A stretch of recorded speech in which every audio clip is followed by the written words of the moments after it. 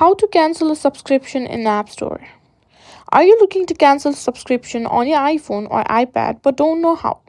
Don't worry, in this quick tutorial, I'll show you step by step how to do it in just a few seconds.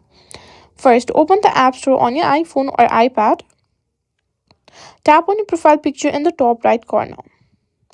Tap on your name. From there, simply go to subscription. Here you'll see a list of all the active and expired subscription. Now find the subscription you want to cancel and tap on it. You'll see the details of your plan including the next billing date.